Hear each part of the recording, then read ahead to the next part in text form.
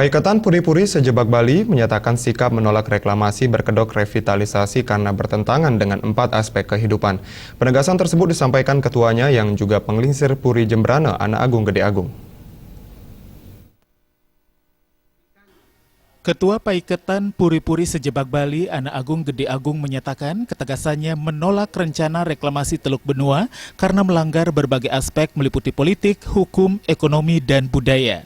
Penolakan tersebut juga dituangkan dalam piagam Singaraja Buleleng sebagai hasil paruman berskala raja dan penglingsir Puri-Puri Sejebak Bali di Puri Agung Singaraja Buleleng. Reklamasi Teluk Benua akan merusak kawasan suci karena terdapat 60 titik kesucian di kawasan tersebut yang selama ini dimanfaatkan untuk kegiatan keagamaan bagi umat Hindu.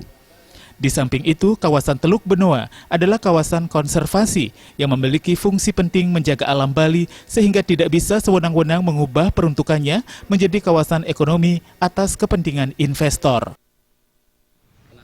Sikap resmi dari pemerintah menolak, ya karena itu bertentangan dengan 4 aspek tadi, politik, ekonomi, hukum, ekonomi, keuangan, ekonomi dan budaya.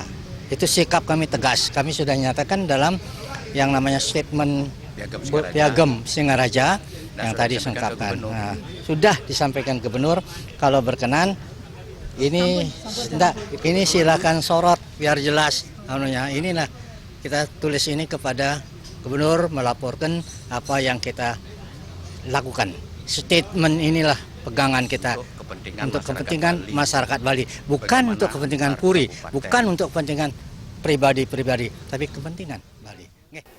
Pihaknya juga meragukan jika reklamasi Teluk Benua akan memberikan kesejahteraan bagi masyarakat Bali. Diana Putra dan Sufiatna.